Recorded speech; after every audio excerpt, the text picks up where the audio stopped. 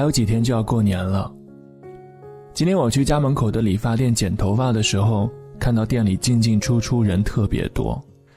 我的理发师旭东说，也不知道是怎么回事，年前的生意格外好，有时候人多到店里连个落脚的地方都没有。旭东现在是店里的副店长了，他在这家店里面有一点小股份。他每天早上10点到店里，晚上10点多下班。这2天因为太忙，离开店里的时候都已经12点了。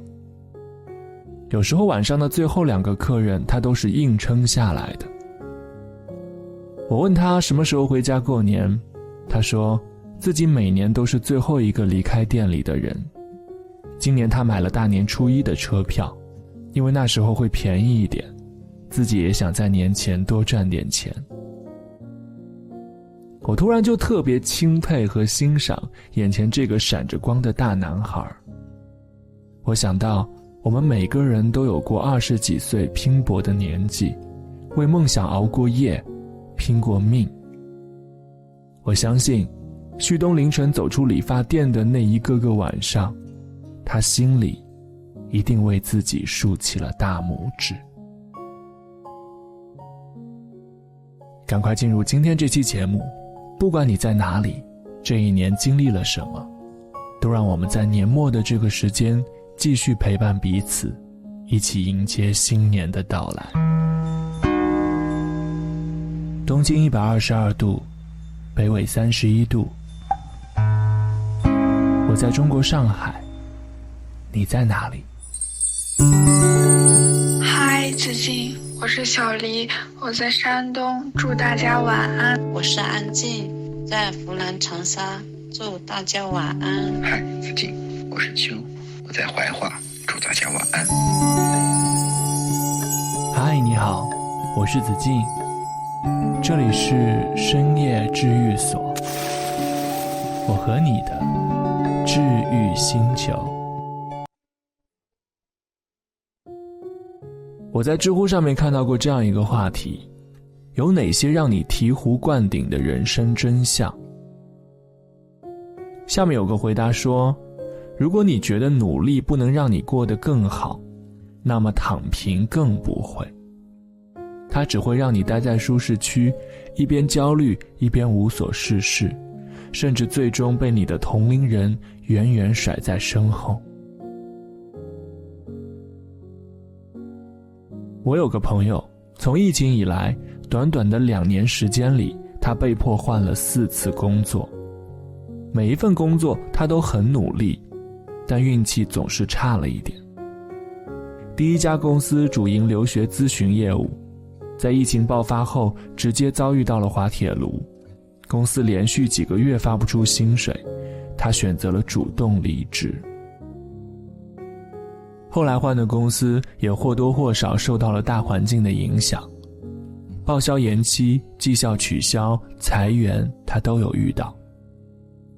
但朋友并没有因此而抱怨或者躺平，即使有过几个月因为找不到工作而待业在家，他都没有想过去领失业保险。因为他每天把时间安排得很满，不断学习新技能，因为他有信念，马上就能找到工作。功夫不负有心人，在连续失败3次后，朋友终于拿到了一个薪酬待遇还不错的 offer， 并且靠着前2年自学知识与积累的经验，原本半年的试用期，他1个月就靠出色的工作成果转了正。有调查显示，一个人在40岁之前会换大约10份工作，没人能预测在什么阶段会达到人生巅峰，被认可、被羡慕。我很喜欢一个观点，每个优秀的人都有一段沉默的时光，那段时光是付出了很多努力却得不到结果的日子，我们把它叫做扎根。少做一些只能让你产生短期快感的事，比如熬夜刷手机、睡懒觉、看剧，多做一些短期看不到效果，但长期坚持收益巨大的事情，比如看书、学习课程、健身。要相信，默默积累，总有一天会由量变到质变。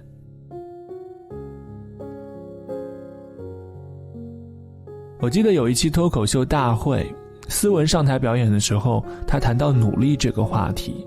思文说，生活其实还是要努力的，有时候看起来很佛系的人，其实比你还努力。经济学上有一个著名的蓝马效应，说的是两匹为主人送货的马，一个走得很快，一个走得很慢。主人见状，就把更多的货搬到走得快的那匹马身上。当蓝马还在庆幸自己变得更轻松的时候，却因为无法再为主人提供更多的价值而被宰掉了。现实世界也是如此，所有舒适都有代价，所有懈怠必有苦果。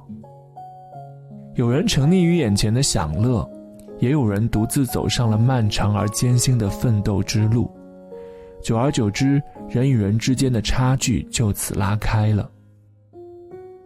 电影《返老还童》中，本杰明写给女儿的信里有句话给我印象很深：做你想做的人，这件事没有时间限制，只要你愿意，什么时候都可以开始改变。我希望你为自己的人生感到骄傲，如果你发现自己还没有做到，我希望你有勇气从头再来。别戒掉欲望，也千万别躺平。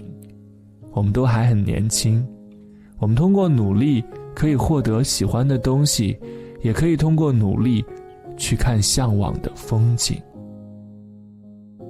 虽然不是所有的种子都能发芽，但只要播种了，就会有发芽的可能。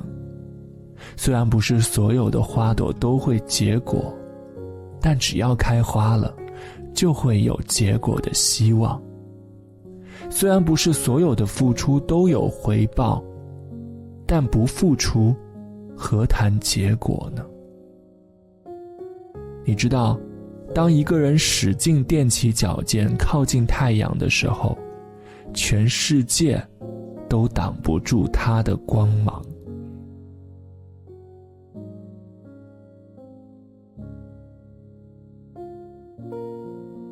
快过年了，我知道这一年你过得很辛苦，也许是疫情打乱了你的工作计划，被工作压得喘不过气来，也许你和心爱的人重新变回了陌生人，也许就是今年的运气没有那么好，没遇到好的机会，没遇见帮助你的人。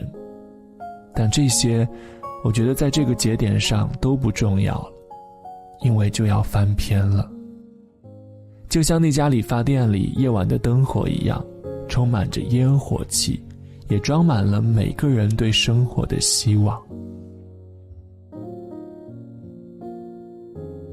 快过年了，不管这一年你是否顺利，我觉得我们都该给自己点个赞，让我们热气腾腾的去迎接壬寅虎年的到来吧。新年快乐。